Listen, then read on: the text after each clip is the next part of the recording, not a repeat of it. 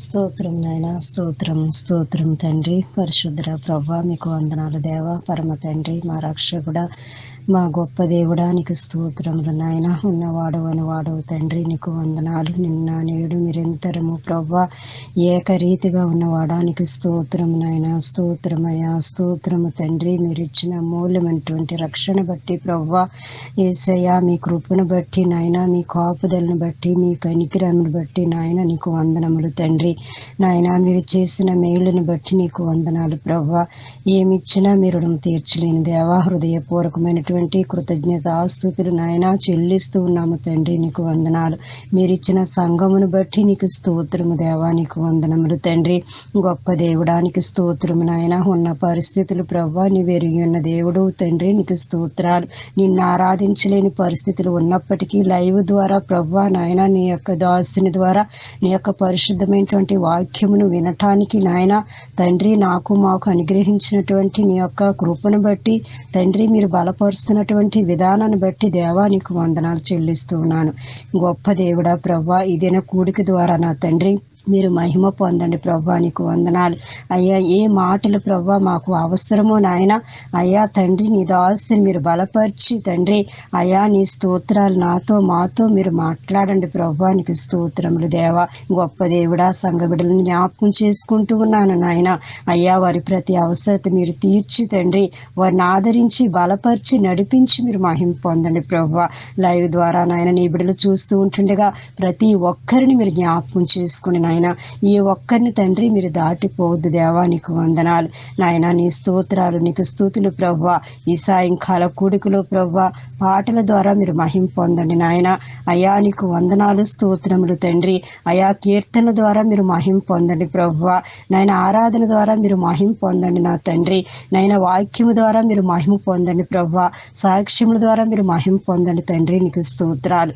అయ్యా నీకు వందనాలు. అయ్యా నీకు స్తుతులు చెల్లిస్తూ ఉన్నాము తండ్రి.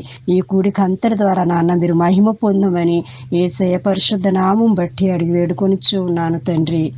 ఆమేన్.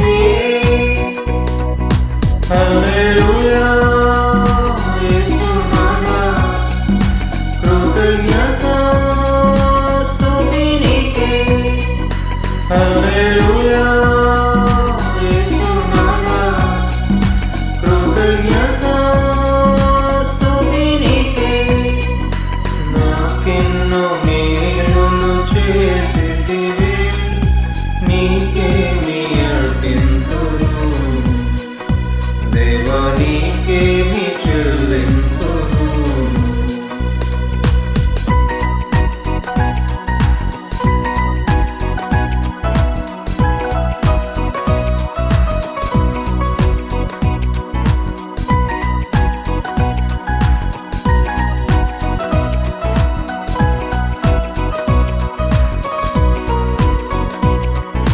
నాకిక ఆశలు లేవనుకొనగా నా ఆశ నీవైతివే ఆశలు తీర్చితివే నలుదిశలు నన్ను భయమావరింప నా పక్షమందుంటివే నాకభయామిచ్చితివే హల్లెలూయా యేసునామా కృతజ్ఞత స్తుతి నీకే హల్లెలూయా యేసునామా కృతజ్ఞత స్తుతి నీకే నాకెన్నో మేలులు చేసితివి నీకేమి అర్పింతును దేవా నీకేమి చెల్లింతును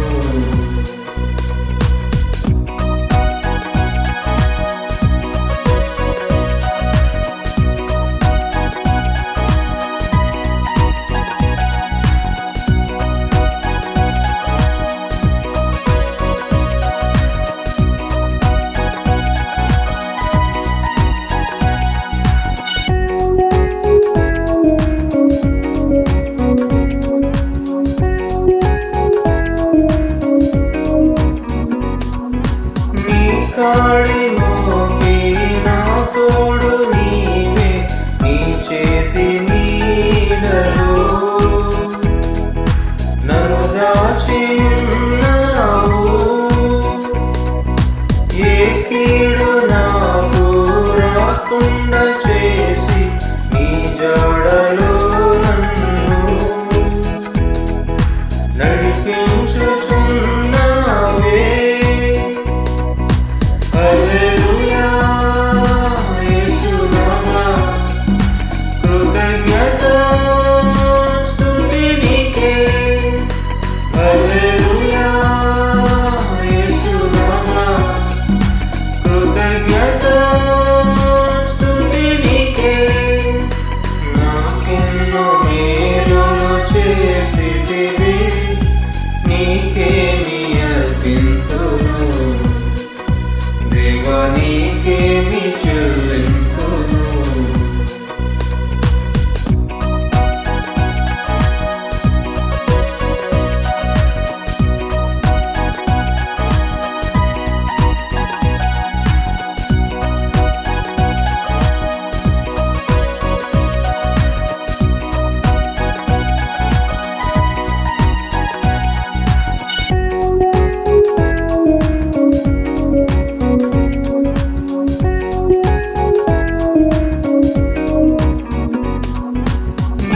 రాజ్యమందు నన్ను చేర్చుకుందు రానున్న రాజువు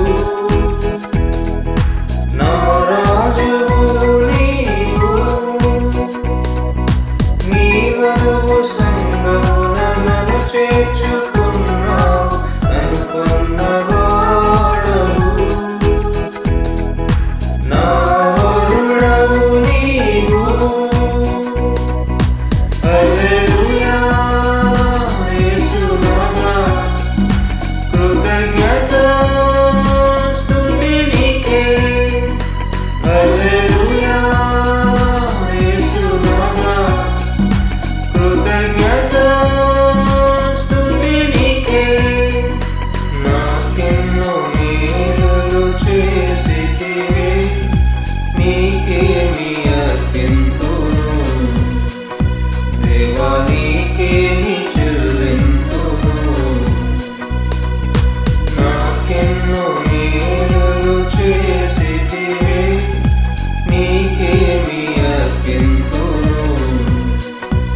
దేవా నీకే చెల్లింతును.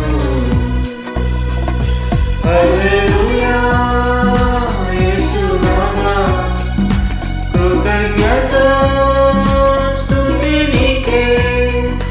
హల్లెలూయా యేసునామా కృతజ్ఞత స్తుతి నీకే. హల్లెలూయా యేసునామా కృతజ్ఞత స్తుతి నీకే. హల్లెలూయా యేసునామా కృతజ్ఞత స్తుతి నీకే.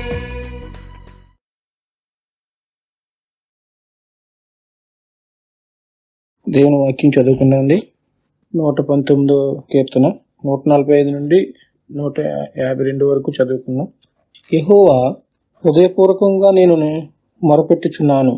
నీ కట్టడలను నేను గైకొన్నట్లు నాకు ఉత్తరమిమ్ము.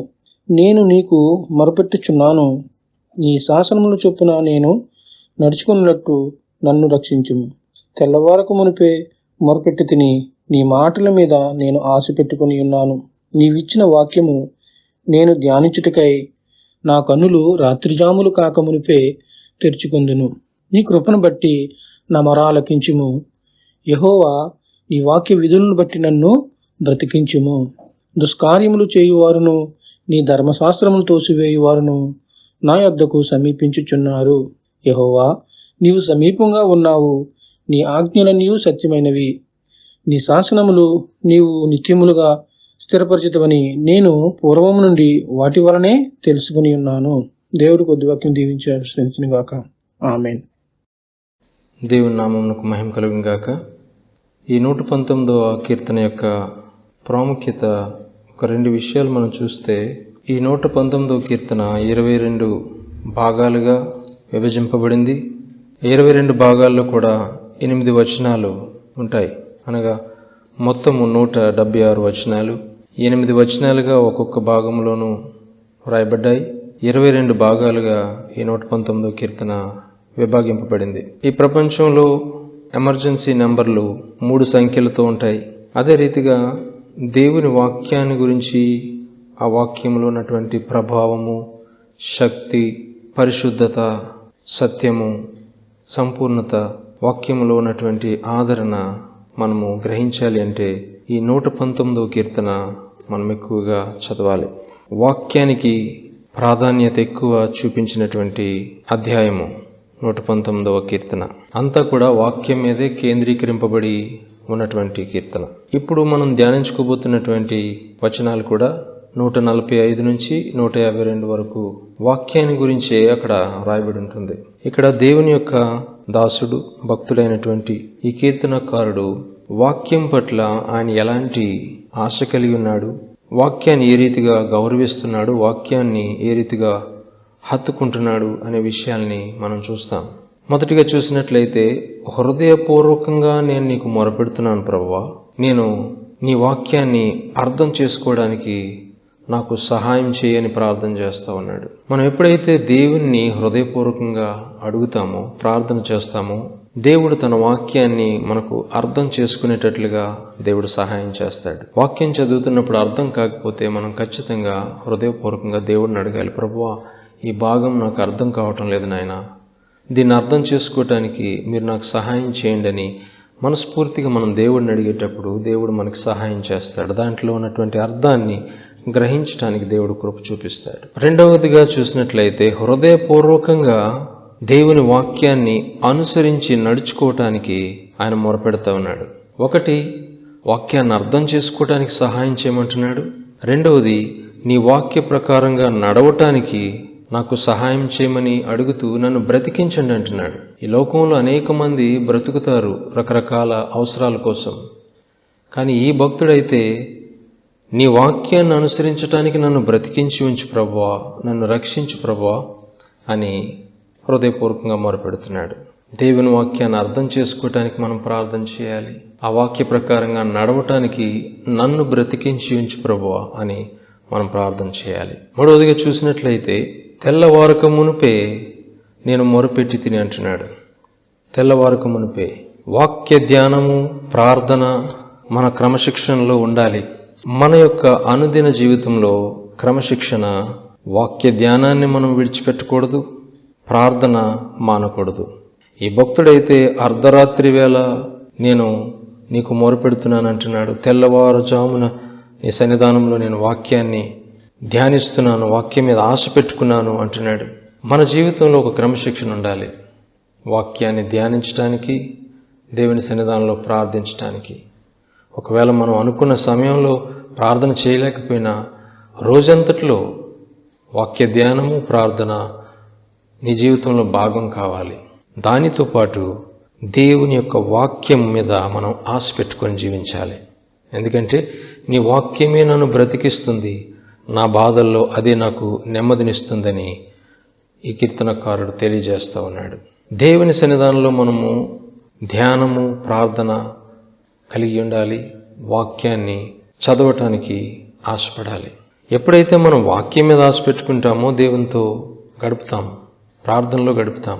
ప్రభు అయిన యేసుక్రీస్తు కూడా రాత్రంతా కూడా ప్రార్థనలో గడిపాడని లూకా సువార్త 6వ అధ్యాయం 12వ వచనంలో మనం చూస్తాం. ప్రార్థన చాలా ప్రాముఖ్యం.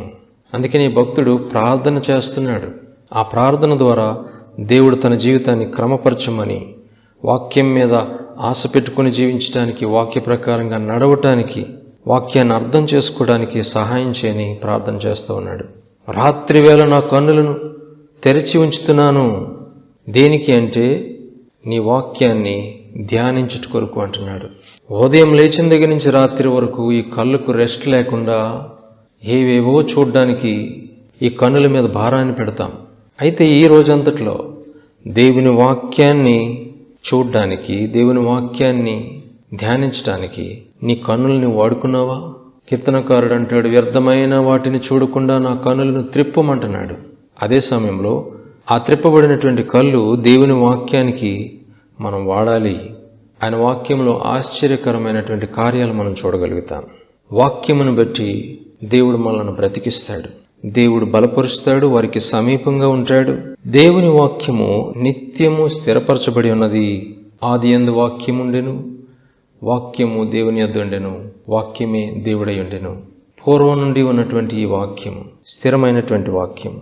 లూకా సువార్త 21వ అధ్యాయం 33వ వచనంలో ఆకాశము భూమి గతించిపోతుంది గాని నా మాటలు గతింపవు అని ప్రభు చెప్తా ఉన్నాడు. దేవుని యొక్క వాక్యము గతించదు. ఎందుకంటే ఆ వాక్యం గనక గతించిపోతే సర్వ ప్రపంచము గతించిపోతుంది.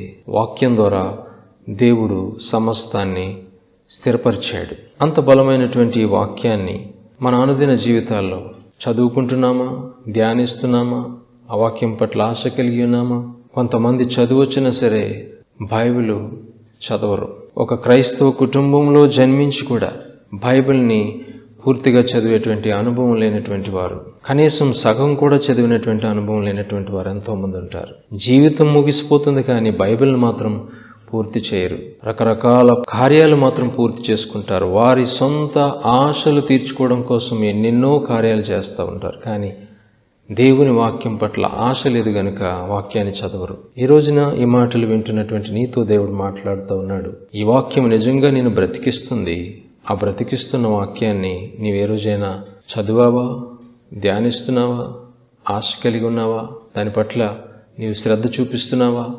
నీ చేతుల్లో ఉన్న బైబిల్ని నీవు ఎప్పుడైనా పూర్తిగా చదవటానికి ఆశపడ్డావా?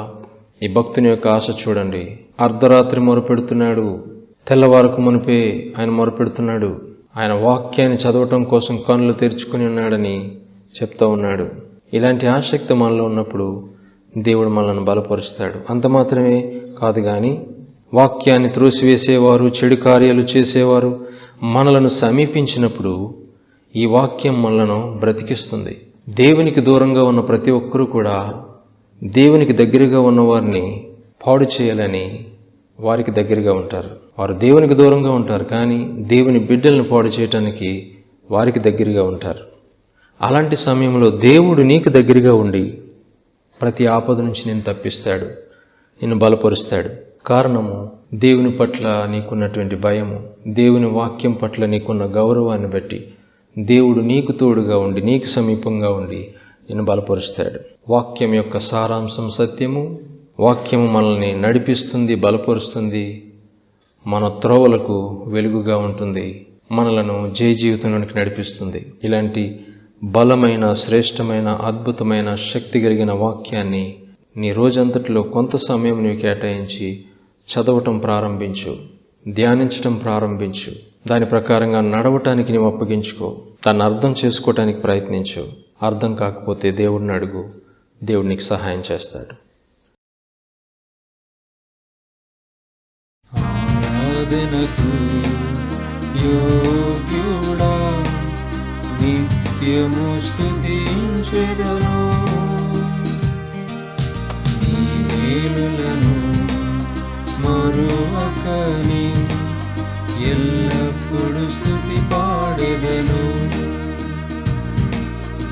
ఆరాధనకు యోగ్యుడా, నిత్యము స్తుతించెదను. నీ మేలులను మరువకని ఎల్లప్పుడు స్తుతి పాడెదను.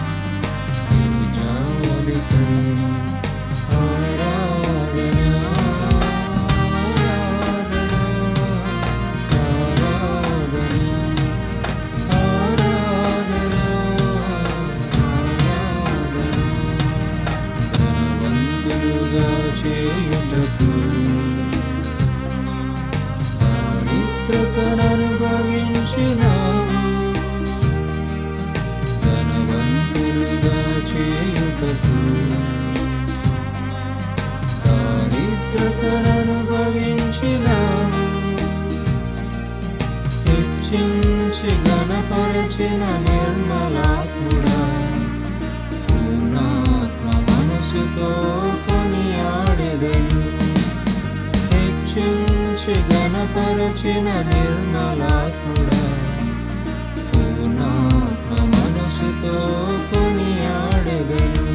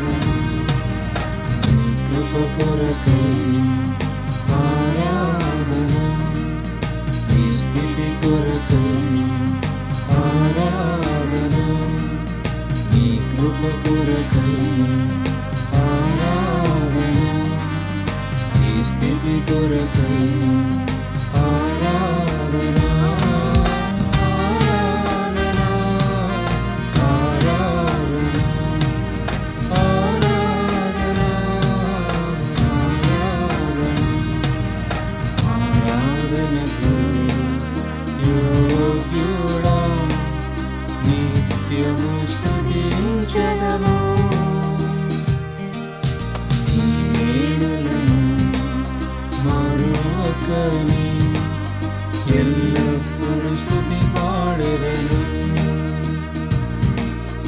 ఆరాధనకు యోగ్యుడా నిత్యము స్తుతించెదను.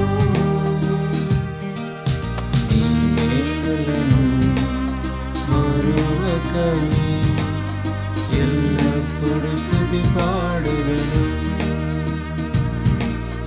ఆరాధన ఆరాధన ఆరాధన ఆరాధన నీ మేలులకై ఆరాధన నీ దీవెనకై ఆరాధన నీ ప్రేమకై ఆరాధన నీ జాలికై ఆరాధన నీ కృప కొరకై ఆరాధన నీ స్థితి కొరకై ఆరాధన ఆరాధన ఆరాధన ఆరాధన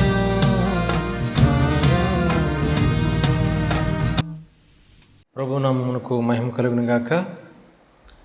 ప్రభునందు ప్రియమైన మీ అందరికీ దేవుని నామం పేరిట వందనములు చెల్లిస్తున్నాను. దేవుని యొక్క సమాధానము మీ అందరికీ తోడయుండును గాక. ఈ సమయంలో దేవుని యొక్క వాక్యము నుండి రోమీయులకు రాసిన పత్రిక 8వ అధ్యాయము 26 నుంచి 30 వచనాలు చదువుకొని దేవుని యొక్క వాక్యాన్ని మనము ధ్యానించుకుందాం. అటువలే ఆత్మయు మన బలహీనతను చూచి సహాయం చేయుచున్నాడు. ఏలయనగా మనము యుక్తముగా ఎలాగూ ప్రార్థన చేయవలనో మనకు తెలియదు గాని ఉచ్చరింప సఖ్యము కాని మూలుగులతో ఆ ఆత్మ తానే మన పక్షముగా విజ్ఞాపన చేయుచున్నాడు. మరియు హృదయములను పరిశోధించువాడు ఆత్మ యొక్క మనస్సు ఏదో ఎరుగును. ఏలయనగా ఆయన దేవుని చిత్త ప్రకారము పరిశుద్ధుల కొరకు విజ్ఞాపనము చేయుచున్నాడు. దేవుని ప్రేమించు వారికి అనగా ఆయన సంకల్పము చొప్పున పిలువబడిన వారికి మేలు కలుగుటకై సమస్తమును సమకూడి జరుగుచున్నవని ఎరుగుదుము. ఎందుకనగా తన కుమారుడు అనేక సహోదరులలో జ్యేష్ఠుడగినట్లు దేవుడు ఎవరిని ముందు ఎరిగినో వారు తన కుమారునితో సారూప్యము గలవారగుటకు వారిని ముందుగా నిర్ణయించెను. మరియు ఎవరిని ముందుగా నిర్ణయించెనో వారిని పిలిచెను. ఎవరిని పిలిచెనో వారిని నీతిమంతులుగా తీర్చెను. ఎవరిని నీతిమంతులుగా తీర్చెనో వారిని మహిమపరిచెను. ఇక్కడ ఒక విశ్వాసి యొక్క జీవిత ప్రయాణం ఎక్కడి నుంచి ఎక్కడికి వెళ్తుంది అనేది మనం చూస్తూ ఉన్నాం. ఒక వస్తువు మనం ఆన్లైన్లో కొంటే ఫ్రమ్ అడ్రస్ కరెక్ట్గా ఉండాలి, టు అడ్రస్ కరెక్ట్గా ఉండాలి. ఎవరికైనా మనము ఆహ్వానము పంపించేటప్పుడు అక్కడ కూడా మనము ఆ ఫ్రమ్ అడ్రస్ టు అడ్రస్ చాలా జాగ్రత్తగా చూసుకుంటాం. బయట నుంచి ఏదైనా కొనుక్కోవాలన్నా దానికి ఒక అడ్రస్ అంటూ మనము సరిగ్గా ఇవ్వకపోతే ఆ వస్తువు మన దగ్గరికి చేరటం అనేది అసాధ్యం. అదే రీతిగా దేవుని సన్నిధానంలో ఆయనను విశ్వసించి రక్షణ పొందిన మనము ఎక్కడి నుండి ఎక్కడికి వెళ్తున్నామో అది సరిగ్గా మనం తెలుసుకోకపోతే మనలో నిశ్చయత ఉండదు, మన రక్షణ మనము గ్రహించలేనటువంటి స్థితిలో ఉంటాం. ఇక్కడ ప్రాముఖ్యంగా దేవుని ప్రేమించే వారికి ఉన్నటువంటి ప్రయోజనాలు చూస్తూ ఉన్నాం దేవుని వాక్యం నుండి. విశ్వాసికి తన ప్రార్థనలో సహాయం చేయటానికి దేవుడు ఈ భూమి మీదకి ఆదరణకర్తను పరిశుద్ధాత్మ దేవుణ్ణి పంపించాడు. విశ్వాసికి మొట్టమొదట ప్రయోజనము ఏమిటి అంటే పరిశుద్ధాత్మ దేవుడే విశ్వాసికి సహకారుడిగా ఉంటాడు, సహాయకర్తగా ఉంటాడు. ఇక్కడ మనం చూస్తున్నాము, ఆయన మన బలహీనతలను ఎరిగినవాడు. యుక్తముగా ఎలా ప్రార్థన చేయాలో కూడా మనకి తెలియనటువంటి సమయంలో ఆయనే మన పక్షంగా ప్రార్థన చేస్తాడు అని వాక్యం ద్వారా అపోస్తలుడైన పౌలు తెలియజేస్తూ ఉన్నాడు. మన పక్షంగా విజ్ఞాపన చేసేవాడు పరిశుద్ధాత్మ దేవుడు. కొన్నిసార్లు మనకు ప్రార్థన ఎలా చేయాలో తెలియదు, యుక్తముగా ప్రార్థన చేయటం తెలియదు. మన బాధల్లో మనము మునిగిపోయి ఏం ప్రార్థన చేయాలో కూడా తెలియనటువంటి పరిస్థితిలో మనం బలహీనంగా ఉన్నప్పుడు పరిశుద్ధాత్మ దేవుడు మనకు సహాయకర్తగా ఉండి మన పక్షంగా దేవునికి విజ్ఞాపన చేస్తాడు అని వాక్యం మనకి స్పష్టంగా సెలవిస్తుంది. అది కూడా ఆయన ఎలాంటి ప్రార్థన అంటే ఉచ్చరింప శక్యము కాని మూలుగులతో ఆయన మన పక్షంగా విజ్ఞాపన చేస్తాడు అని వాక్యం సెలవిస్తుంది. ఆయన మన హృదయాన్ని ఎరిగినవాడు, మన ఆత్మను ఎరిగినవాడు. కొన్నిసార్లు మనలో ఉన్నటువంటి అనుభవాన్ని లేదా మన యొక్క అనుభూతిని ఇతరులకు పంచుకోలేనటువంటి పరిస్థితి, మనలో మనమే కృంగిపోతూ ఉంటాం, మనలో మనమే దిగులు పడుతూ ఉంటాం. దేవుని దగ్గరికి వెళ్ళినా ఏం ప్రార్థన చేయాలో తెలియనటువంటి స్థితిలో మనకి సహాయం చేయటానికి పరిశుద్ధాత్మ దేవుడు ఉన్నాడు అనేది విశ్వాసి గ్రహించాలి. దేవుణ్ణి ప్రేమించుట ద్వారా నీకు సహాయం చేయడానికి ఈ భూమి మీద పరిశుద్ధాత్మ దేవుడు ఉన్నాడు.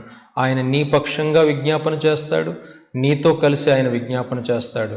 అంత మాత్రమే కాదు కానీ దేవుని చిత్తాన్ని ఎరిగినవాడు గనుక ఆయన పరిశుద్ధుల కొరకు ప్రార్థన చేస్తాడని వాక్యం సెలవిస్తుంది. ఎవరు ఈ పరిశుద్ధులు? దేవుని వాక్యం నుండి మనం చూసినట్లయితే ఎవరైతే దేవుణ్ణి ప్రేమిస్తారో, ఎవరైతే దేవుని సంకల్పం చొప్పున పిలువబడతారో వారందరూ కూడా పరిశుద్ధులే. ఎందుకంటే వారు దేవుణ్ణి ప్రేమిస్తున్నారు, దేవుని యొక్క సంకల్పం చొప్పున పిలువబడ్డారు గనుక పిలువబడిన వారందరి కొరకు పరిశుద్ధాత్మ దేవుడు ప్రార్థన చేస్తాడని ఇక్కడ మనం చూస్తూ ఉన్నాం. కనుక మొదటి ప్రయోజనం, మనం దేవుణ్ణి ప్రేమించడం ద్వారా పరిశుద్ధాత్మ దేవుడు మనకు తోడయుండి మనతో ఆయన కలిసి విజ్ఞాపన చేస్తాడు. కొన్నిసార్లు మనం ప్రార్థన చేయలేనటువంటి బలహీనతలోనికి వెళ్ళిపోయినప్పటికీ మన పక్షంగా దేవునికి విజ్ఞాపన చేసి ఆయన మనలను లేవనెత్తేటువంటి సహాయకర్తగా పరిశుద్ధాత్మ దేవుడు ఉన్నాడు. ఇది మొదటి ప్రయోజనం. రెండవ ప్రయోజనం చూసినట్లయితే విశ్వాసికి దేవుడు ఒక నిశ్చయత ఇస్తూ ఉన్నాడు. ఏంటి ఆ నిశ్చయత అని మనం చూసినట్లయితే కీడులో సహితము మేలు జరిగించటానికి ఆయన నీకు తోడుగా ఉంటాడు. అంటే మన జీవితంలో ప్రతికూల పరిస్థితులు ఎదురైనప్పుడు, మనము వాటిని జయించలేకుండా బలహీనతలో ఉన్నప్పుడు, ఇది కీడు, నాకు కీడు సంభవిస్తుందని నీవు తలంచినప్పుడు కూడా దేవుడు ఆ కీడుని నీకు మేలుకరంగా మారుస్తాడు అనేది మనం చూస్తూ ఉన్నాం. ఎవరికి ఈ వాగ్దానం అంటే అందరికీ కాదు. ఈ వాక్యం చదివేటప్పుడు చాలామంది అనుకుంటారు దేవుడు కీడుని మేలు చేస్తాడు, కీడుని మేలు చేస్తాడు అని. అందరి జీవితంలో ఈ కీడు మేలుగా మారదు, కానీ దేవునిని ప్రేమించే వారికి మాత్రమే ఈ మేలు దేవుడు చేస్తూ ఉన్నాడు. అందుకని అక్కడ రాయబడి ఉంది 28వ వచనంలో, దేవుని ప్రేమించు వారికి అనగా ఆయన సంకల్పం చొప్పున పిలువబడిన వారికి మేలు కలుగుటకై సమస్తమును సమకూడి జరుగుచున్నవి. సమస్తమును సమకూడి జరుగుచున్నవి.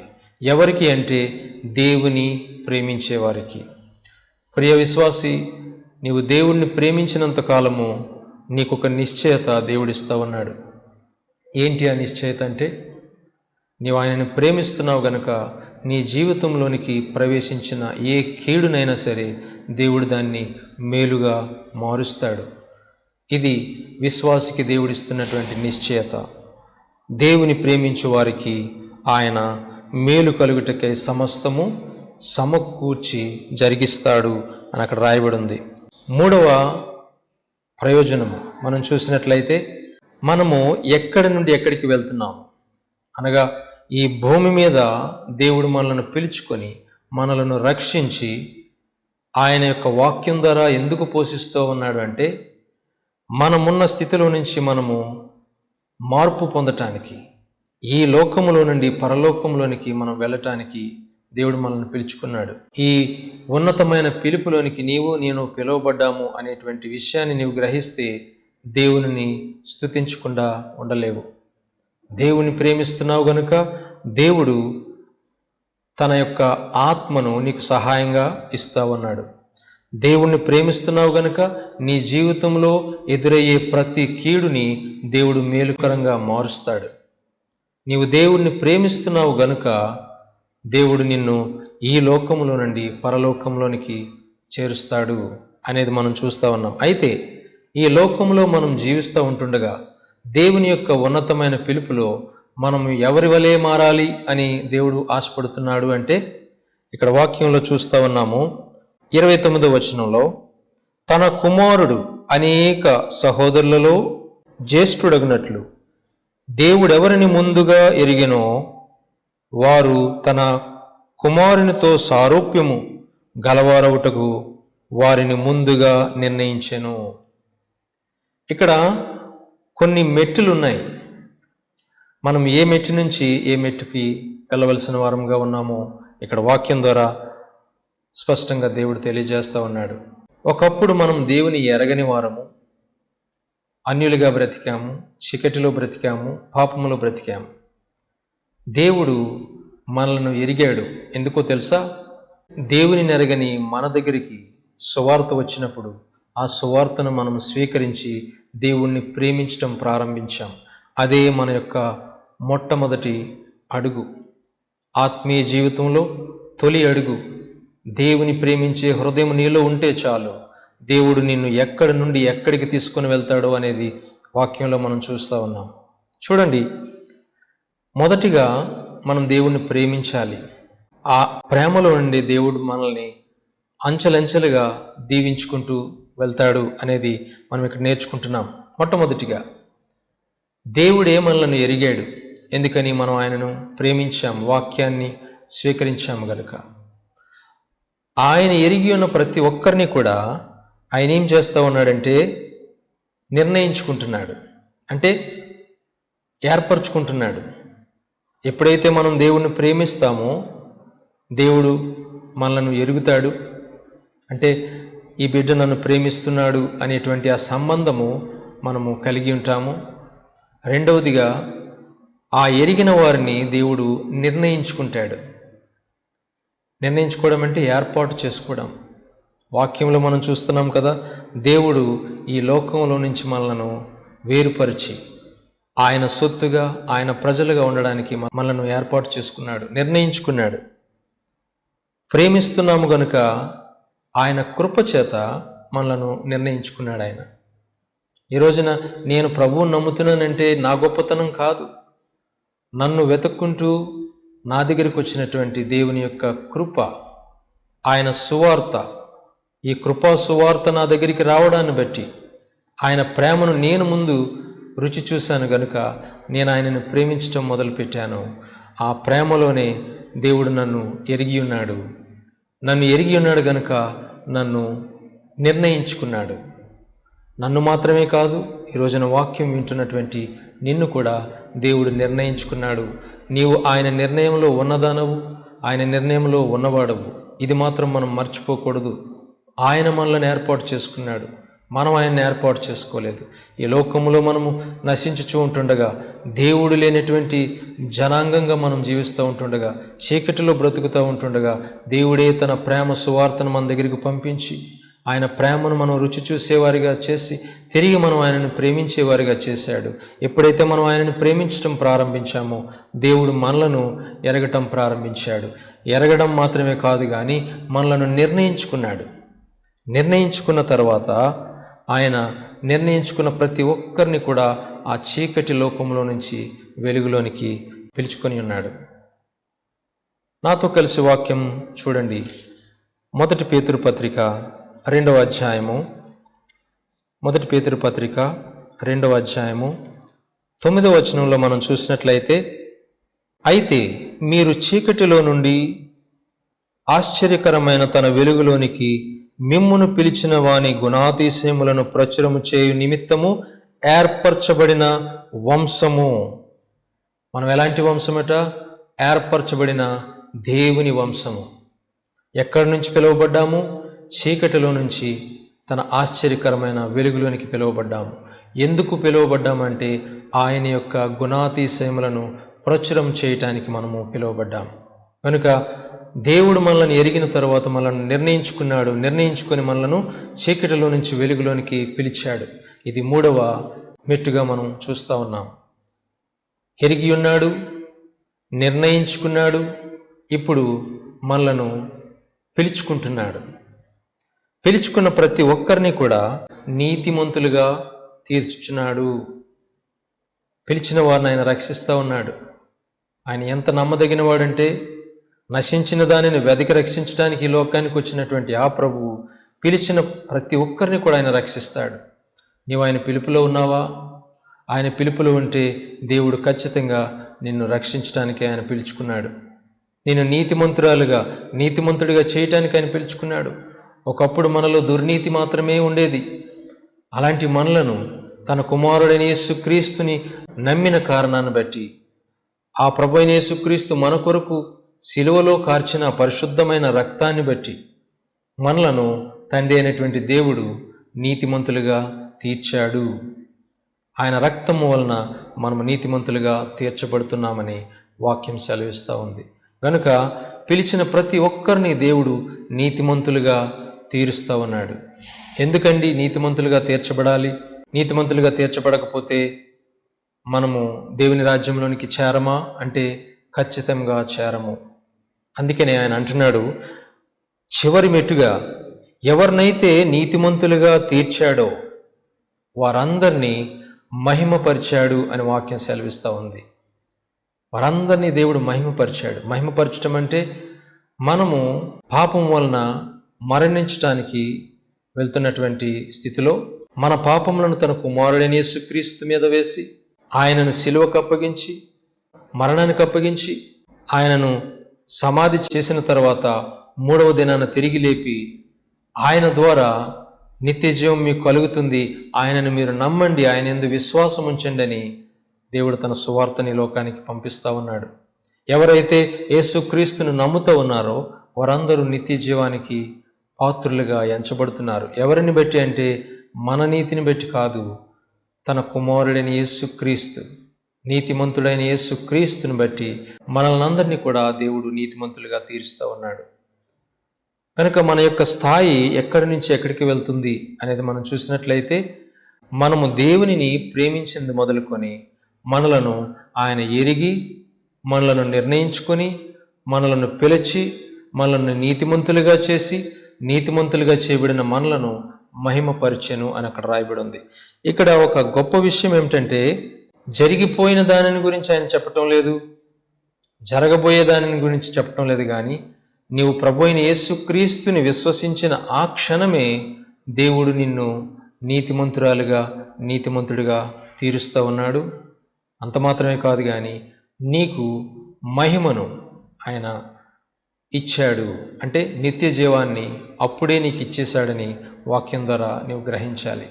వారిని మహిమపరిచెను అని అక్కడ రాయబడి ఉంది, కానీ మహిమపరుస్తాడు అని రాయబడలేదు. వారిని మహిమపరిచెను. ఎవరైతే ఆయనను ప్రేమిస్తున్నారో వారికి దేవుడిచ్చినటువంటి వాగ్దానం. ప్రియ దేవుని బిడ్డలారా, మనము దేవుణ్ణి ప్రేమిస్తే మనకు కలిగేటువంటి 3 గొప్ప ప్రయోజనాలు ఇప్పుడు చూసుకున్నాం. ఏమిటి ఆ ప్రయోజనాలంటే, మొదటిగా పరిశుద్ధాత్మ దేవుడు ఈ భూమి మీద మనకు సహాయం చేయడానికి సహాయకర్తగా ఉన్నాడు. రెండవది మనం చూసినట్లయితే మనకు ఒక నిశ్చయత దేవుడు అనుగ్రహిస్తూ ఉన్నాడు. ఏంటి ఆ నిశ్చయత అంటే, మన జీవితంలో సంభవించే ప్రతి కీడుని కూడా ఆయన మేలుకరంగా మారుస్తాడు. ఇది రెండవ ప్రయోజనం. మూడవ ప్రయోజనం ఏమిటంటే, పిలువబడిన నిన్ను దేవుడు నీతిమంతుడిగా మార్చి ఆయన యొక్క మహిమలోనికి చేరుస్తాడు. మనం అందరం ఎందుకు పిలువబడ్డాము అంటే దేవుని రాజ్యంలోనికి ప్రవేశించడం కోసం. వాక్యం స్పష్టంగా సెలవిస్తుంది, దేవుని రాజ్యం మీ దగ్గరికి సమీపించి ఉన్నది. దేవుని ప్రేమ మనల్ని వెతుక్కుంటూ వచ్చింది. మనం దేవుణ్ణి ప్రేమిస్తున్నాం. ఆ ప్రేమను బట్టి ఈ ప్రయోజనాలు మనము గ్రహించాలి. దేవుడు మనలను మహిమలోనికి ఒకరోజున తీసుకొని వెళ్తాడు. అయితే నీవు మహిమలోనికి ఖచ్చితంగా ప్రవేశిస్తావు అనడానికి ఈ వాక్యమే మనకు రుజువు. ఆయన అంటున్నాడు, నీతిమంతులుగా ఎవరైతే తీర్చబడ్డారో వారందరినీ కూడా దేవుడు మహిమపరిచెను అని రాయబడి ఉంది. మహిమపరచబడ్డామంటే ఏంటి? నిత్య జీవానికి అర్హులు అని ఎంచటం. ఏ మానవుడు కూడా నిత్య జీవంలోనికి ప్రవేశించలేడు తనంతట తానుగా. వారు ఎన్ని పూజలు చేసినా, వారు ఎన్ని మొక్కుబడులు చెల్లించినా పరలోకానికి నిత్య జీవానికి వారు ప్రవేశించలేరు. అయితే కేవలము యేసుక్రీస్తుని నమ్ముట ద్వారా, ఆయనను హృదయంలోనికి మనం చేర్చుకున్నట ద్వారా, ఆయన రక్తం ద్వారా మనం నీతిమంతులుగా తీర్చబడి మహిమలోనికి ప్రవేశిస్తాము. దాని యొక్క రుజువు, ఆ యొక్క నిశ్చయత దేవుడు ఈ భూమి మీద ఉంటుండగానే మనకు అనుగ్రహిస్తూ ఉన్నాడు. ఈ ప్రయోజనాలు గొప్పవి కనుక దేవుని బిడ్డ, దేవుణ్ణి ప్రేమిస్తున్నావు గనుక ఈ ప్రయోజనాలు నీకున్నాయనేటువంటి విషయాన్ని నువ్వు గ్రహిస్తే ఇంకా ఆయన హత్తుకోగలుగుతావు. మరొక ఆదరణకరమైనటువంటి మాట ఏమిటో తెలుసా? దేవుడు మనకు వాగ్దానం చేస్తూ ఉన్నాడు, అతడు నన్ను ప్రేమించుచున్నాడు గనుక నేను అతన్ని తప్పించుదును అంటున్నాడు. 91వ కీర్తన 14వ వచనంలో మనం చూస్తాం, అతడు నన్ను ప్రేమించుచున్నాడు గనుక నేను అతన్ని తప్పిస్తాను. దేంట్లోంచి తప్పిస్తాడు? ఈ భూమి మీద నీవు ఎదుర్కొంటున్న ప్రతి సమస్య నుంచి తప్పించడానికి సమర్థుడు, శక్తిమంతుడు, సర్వాధికారి నేను సేవించుచున్నటువంటి దేవుడు. ఆయనకు సమస్తము సాధ్యము. అందుకనే ఆయన నిన్ను తప్పించడానికి నీతో ఉంటాడు, ఆయన నీలో ఉంటాడు, ఆయన నీ వెళ్ళే మార్గంలో ఆయన నీకు తోడుగా ఉంటాడు. ప్రతి ప్రమాదం నుంచి నిన్ను తప్పిస్తాడు. నీవు ఎదుర్కొంటున్న కష్టం నుంచి దేవుడు నిన్ను తప్పిస్తాడు. ఎప్పుడు అంటే నీవు ఆయనని ప్రేమిస్తున్నంతసేపు దేవుని యొక్క కాపుదల నీకు ఉంటుంది. మనం ఆయనని ప్రేమిద్దాం. ప్రేమించడం ద్వారా మనకే ప్రయోజనాలు ఉన్నాయి. ఆయన మనల్ని ప్రేమించి ఇన్ని గొప్ప ప్రయోజనాలు దేవుడు మనకు పెట్టాడు. వాటిని మనం స్వతంత్రించుకుందాం. ఆయనను ప్రేమించే ప్రతి ఒక్కరిని కూడా దేవుడు తప్పిస్తాడు. నీవు ఈ విషయాన్ని గ్రహిస్తే దేవునికి ఇంకా లోబడగలుగుతావు. మరలా చెప్తా ఉన్నాను, దేవునిని ప్రేమిస్తున్నావు గనుక పరిశుద్ధాత్మ దేవుడు నీకు తోడుగా ఉంటాడు. నీకు సహకారిగా, ఒక స్నేహితుడిగా, నీకు సహాయం చేసేవాడిగా పరిశుద్ధాత్ముడు నీతో పాటు ఉంటాడు. నీవు దేవుణ్ణి ప్రేమిస్తున్నావు గనుక నీ జీవితంలో జరిగే ప్రతి కీడు ఆయన మేలుకరంగా మార్చడానికి ఆయన నీకు సహాయం చేస్తాడు. నీవు దేవుణ్ణి ప్రేమిస్తున్నావు గనుక, నీవు దేవుని ఎరుకలో ఉన్నావు. ఆయన నిన్ను ఎరిగి ఉన్నాడు. ఆయన నిన్ను నిర్ణయించుకున్నాడు, నిన్ను పిలుచుకున్నాడు. పిలుచుకున్న ఆ పిలుపుని బట్టి దేవుడు నిన్ను నీతిమంతుడిగా చేస్తూ ఉన్నాడు.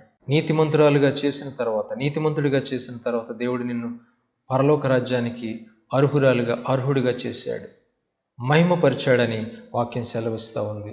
ప్రభువైన యేసుక్రీస్తుని దేవుడు ఏ రీతిగా అయితే మహిమపరిచాడు, అనగా మరణం నుంచి పునరుద్ధానంలోనికి ఏ రీతిగా అయితే ఆయన్ని తిరిగి లేపాడో అదే రీతిగా దేవుడు నిన్ను మహిమపరిచాడు. నీ మీద ఒక ముద్ర ఉంది, పరిశుద్ధాత్మ ముద్ర, ఆ దుర్దినాల నుంచి తప్పించేటువంటి ముద్ర. నీవు నిత్య జీవానికి ఖచ్చితంగా వెళ్తావు అనేటువంటి ముద్ర పరిశుద్ధాత్మ దేవుని ద్వారా నీవు పొందుకున్నావు. ఆ ముద్ర నీ హృదయంలో ఉంది. ఈ బిడ్డ నా బిడ్డ అని దేవుడు తన రాకడలో నిన్ను పేరు పెట్టి పిలుచుకుంటాడు. ఆయన మేఘారూఢుడై వచ్చినప్పుడు తనతో పాటు నీవు ఉండేటట్లుగా నిన్ను తీసుకుని వెళ్తాడు. ఎందుకంటే నీ హృదయంలో ఆ ముద్ర ఉంది. నీవు నీతిమంతుడిగా తీర్చబడ్డావు, మహిమకు అర్హురాలువు. ఇన్ని గొప్ప మేలులు దేవుణ్ణి ప్రేమించుట ద్వారా ఆయన జరిగిస్తూ ఉన్నాడు. మరొక విషయాన్ని కూడా గ్రహించాలి. మనం దేవుణ్ణి ప్రేమిస్తున్నాము అంటే ఆయన వాక్యము మనకేం బోధిస్తుందో దానికి మనము కట్టుబడి ఉండాలి, లోబడి ఉండాలి. దేవుడు సరిదిద్దుకో అని చెప్తున్న ప్రతి విషయాన్ని కూడా మనం సరిచేసుకోవాలి. అప్పుడే మనం దేవుణ్ణి ప్రేమిస్తున్నట్లు. నేను ఒకరిని ప్రేమిస్తున్నానని చెప్పి వారికి ఇష్టానుసారంగా నేను జీవించకపోతే వారిని ప్రేమించినట్టు కాదు. దేవుడు కూడా అదే అంటున్నాడు. మీరు నిజంగా నన్ను ప్రేమిస్తే మీరేం చేస్తారంటున్నాడు ఆయన. యోహాను సువార్త 14వ అధ్యాయంలో మనం చూసినట్లయితే 15వ వచనము, మీరు నన్ను ప్రేమించిన ఎడల, ప్రభువైన యేసుక్రీస్తు చెప్తా ఉన్నాడు, మీరు నిజంగా నన్ను ప్రేమిస్తే మీరేం చేస్తారో తెలుసా? ఆయన చెప్తా ఉన్నాడు, నా ఆజ్ఞలను గైకొందురు అంటున్నాడు. ఆజ్ఞలంటే ఏమిటి? దేవుని యొక్క వాక్యము. మనము వాక్యాన్ని అనేక రీతులుగా వింటున్నాం.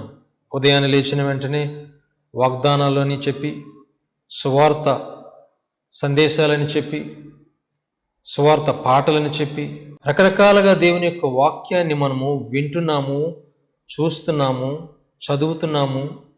అయితే నేను దేవుణ్ణి ప్రేమిస్తున్నాననడానికి రుజువేంటి? వినటమా రుజువు కాదు, చూడ్డమా రుజువు కాదు. ఆయన అంటున్నాడు, ఎవరైతే ఆ వాక్యాన్ని గైకుంటారో, అర్థం చేసుకుంటారో, ఆ వాక్య ప్రకారంగా జీవించడానికి అప్పగించుకుంటారో వారే నిజముగా నన్ను ప్రేమించుచున్నవారు అని ప్రభు చెప్తా ఉన్నాడు.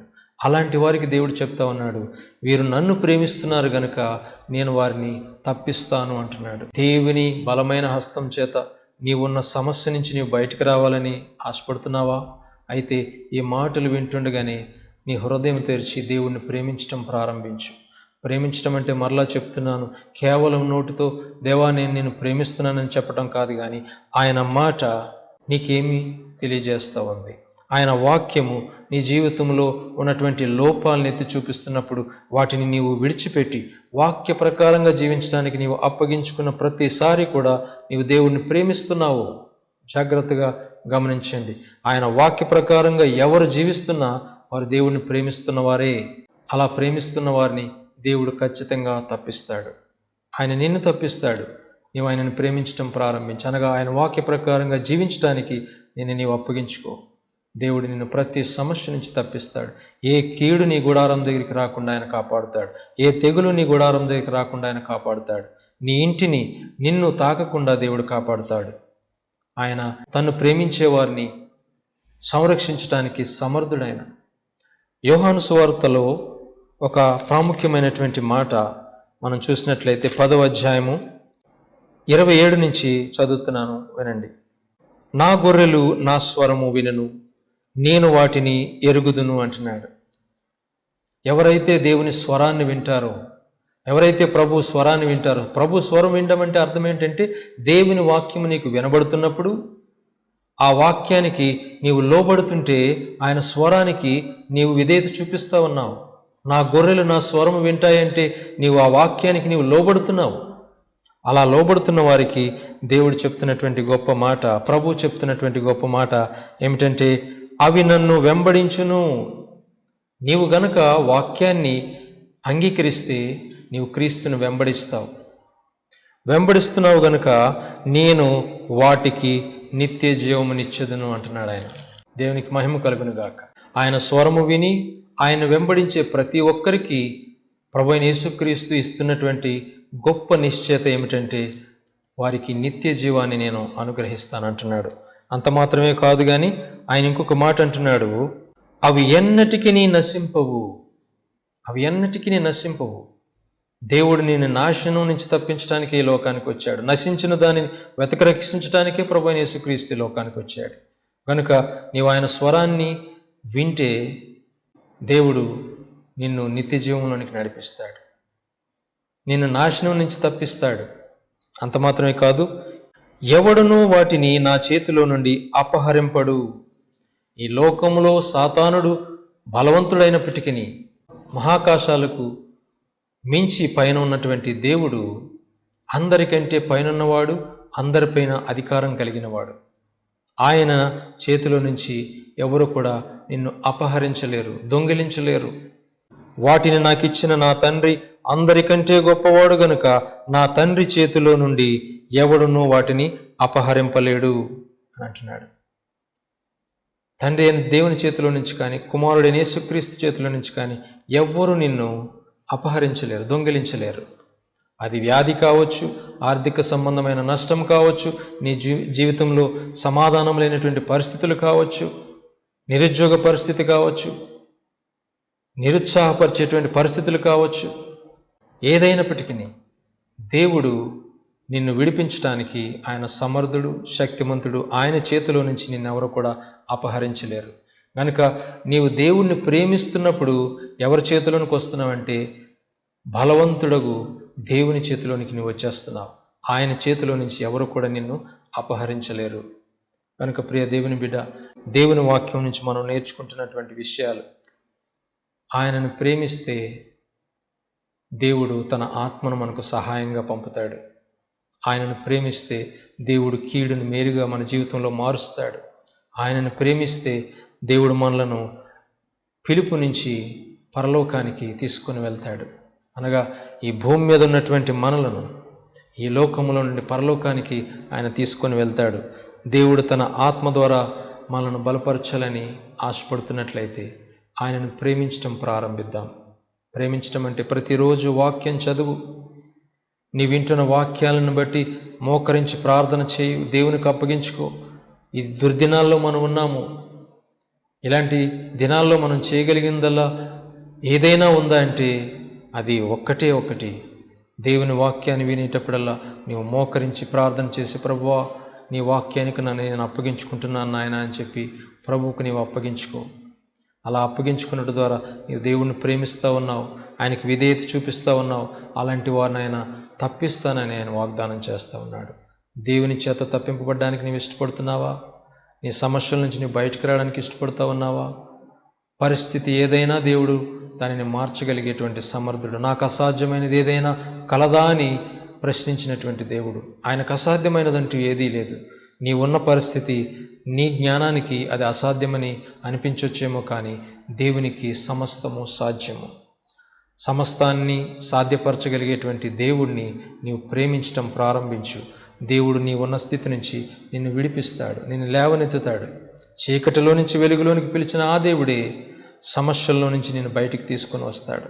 కీర్తనకారుడి యొక్క అనుభవం చాలా గొప్పది. ఆయన అంటాడు, ఇరుకులో ఉండి నేను మొరపెట్టి తిని ఆయన నాకు విశాలమందు ఉత్తరం ఇచ్చాను అని వాక్యం సెలవిస్తుంది. అనగా నీవున్నటువంటి ఇరుకు పరిస్థితిలో నీవు దేవునికి మొరపెడితే ఆయన నిన్ను ఆ పరిస్థితి నుంచి బయటికి తీసుకొని వచ్చి విశాలమైన పరిస్థితిలో నీకు సమాధానం ఇస్తాడు. నీవు తిరిగి వెనక్కి చూసేటప్పుడు నీవు దేవుని స్తుతించకుండా ఉండలేవు. ప్రభువా ఇలాంటి ఇరుకు పరిస్థితిలో నుంచి నన్ను తప్పించావు నాయన, నీకు వందనాలని చెప్పి మనం దేవుణ్ణి స్తుతించగలుగుతాం. ప్రియ దేవుని బిడ్డ, ఈ మాటలు వింటున్నటువంటి నీవు దేవునికి నీ హృదయాన్ని అప్పగించు. ఆయన సన్నిధానంలో వాక్యం వినేటప్పుడల్లా ఆ వాక్యాన్ని నీవు అంగీకరించు. దాని ప్రకారంగా జీవించడానికి నీవు అప్పగించుకో. అప్పుడు నీవు దేవుణ్ణి ప్రేమిస్తున్నావు. ప్రేమిస్తే నీ జీవితంలో ఎలాంటి కీడు సంభవించినా ఆ కీడులో నుంచి దేవుడు నిన్ను విడిపించి అది నీకు మేలుకరంగా మారుస్తాడు. యోసేపు జీవితంలో తన అన్నలందరూ కూడా కీడు చేశామని అనుకున్నారు. యోసేపు కూడా అది కీడుని అనుకున్నాడు. కానీ ఆ కీడును దేవుడు మేలుకరంగా మార్చి, ఏ అన్నలైతే ఆయన నమ్మేశారో అదే అన్నలు తిరిగి ఈయన దగ్గరకు వచ్చి ఆహారం కోసము ఆయన మీద ఆధారపడేటువంటి పరిస్థితి దేవుడు రప్పించాడు. అనగా అన్నలు కీడు కోసము తమ్ముడిని అప్పగించారు, కానీ దేవుడు అదే కీడును వాడుకొని మేలు చేసి ఆ అన్నలందరూ కూడా ఈయన మీద ఆధారపడేటట్లుగా చేశాడు.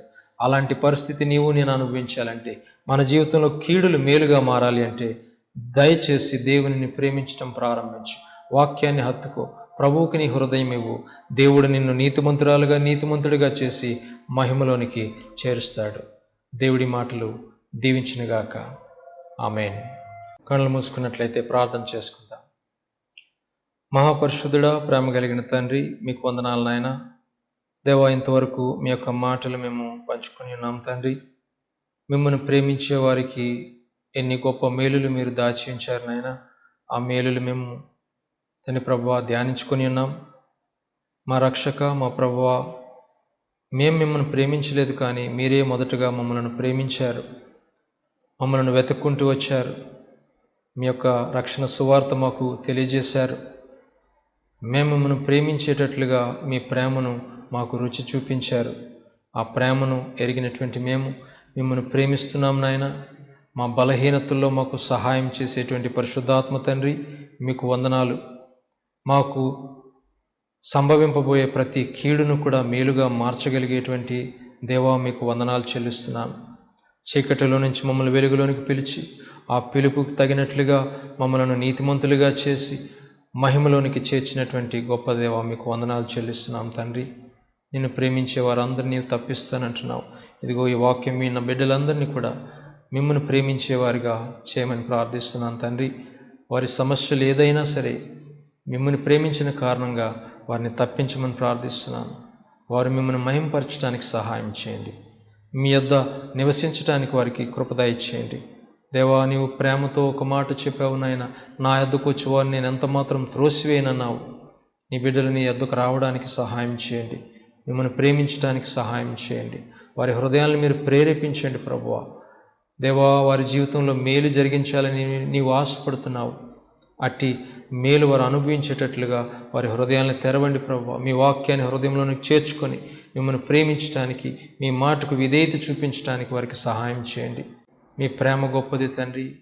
ఈ లోకంలో తండ్రి ఎవరి ప్రేమ కూడా నమ్మదగినది కాదు. మీ ప్రేమ నిస్వార్థమైన ప్రేమ. తిరిగి మా నుంచి ఏది ఆశించకుండా మా కొరకు ప్రాణం పెట్టినటువంటి గొప్ప ప్రేమ. ఈ ప్రేమను మేము అర్థం చేసుకొని తిరిగి మిమ్మల్ని ప్రేమించడానికి, అలా ప్రేమించడం ద్వారా మరిన్ని మేలులు తండ్రి మీ నుంచి మేము అనుభవించడానికి సహాయం చేయమని ప్రతి ఒక్క కుటుంబాన్ని కూడా మీ గాయపడిన హస్తాలకు అప్పగిస్తున్నాం నాయన. ఈ తెగులు నుంచి, రోగము నుంచి నాయన ప్రతి కుటుంబాన్ని కాపాడమని ప్రార్థిస్తున్నాను. మీ రక్తము వారి చుట్టూ కంచెగా వేయండి ప్రభువా. బంధకాల నుంచి విడిపించండి, భయాల నుంచి తప్పించండి. ఈ రోగం యొక్క లక్షణాల నుంచి నాయన నీ బిడ్డలను తప్పించండి ప్రభు. దాని యొక్క ప్రభావం నుంచి తప్పించమని ప్రార్థిస్తున్నాను. అనేక మంది నలిగిపోతూ ఉన్నారు, అనేక మంది బలహీనులుగా ఉన్నారు, అనేక మంది భయంతో ఉన్నారు నాయన. వారందరికీ మీ సహాయాన్ని పంపించమని తండ్రి, ప్రతిరోజు కూడా మా జీవితాలు మీకు దగ్గర కావడానికి సహాయం చేయండి. మిమ్మల్ని హత్తుకునే స్థితిలోనికి మమ్మల్ని నడిపించండి. మీ వాక్యాన్ని హత్తుకునేటువంటి స్థితిలోనికి మమ్మల్ని నడిపించండి. తద్వారా మేము ఇంకనూ మీలో ఆనందించడానికి కృప దయచేయమని దేవా, ఈ దేశము నిమిత్తము, ప్రపంచ దేశాల నిమిత్తము ప్రార్థిస్తున్నాం. మీ సమాధానం పంపించండి, మీ సంకల్పాన్ని నెరవేర్చండి, మీ చిత్తాన్ని, మీ ఉద్దేశాన్ని నెరవేర్చమని ప్రార్థిస్తున్నాను. మీ రాకడ అతి సమీపంగా ఉన్నది నాయనా. తండ్రి ప్రభువా, దుర్దినాలు తండ్రి ప్రభువా, ఇటువంటి దినాల్లో తండ్రి ప్రభువా మేము మీకు సమీపించి తండ్రి ప్రభువా మొరపెట్టడానికి సహాయం దయచేయండి. ప్రతి ఒక్కరిలోనూ ప్రార్థనాత్మ చేత నింపమని, ప్రతి ఒక్కరిని ప్రార్థనాత్మ చేత నింపమని ప్రార్థిస్తున్నాను. బలపరచండి నాయన. మోకాళ్ళ జీవితాన్ని దయచేయండి. మీ సన్నిధానంలో గోజాడేటువంటి జీవితాన్ని దయచేయండి. మీకు మొరపెట్టిన ప్రతి ఒక్కరిని నీవు విడిపించే దేవుడవు తండ్రి. ఆపత్కాలమున నీవు నమ్ముకొనదగిన సహాయకుడు గనుక నీ బిడ్డలందరూ నాయన ఇలాంటి ఆపద దినాల్లోనైనా మిమ్మల్ని హత్తుకోవడానికి, మిమ్మల్ని ప్రేమించడానికి సహాయం చేయమని మా ప్రభువును, మా రక్షకుడైన యేసుక్రీస్తు నామములో ప్రార్థించి వేడుకుంటున్నాం తండ్రి. ఆమేన్. మన తండ్రి అయిన దేవుని ప్రేమ, ప్రభు అయిన యేసుక్రీస్తు కృప, పరిశుద్ధాత్మ తండ్రి యొక్క అన్యోన్య సహవాసము మనందరికీ తోడయండి నడిపించునుగాక. ఆమేన్.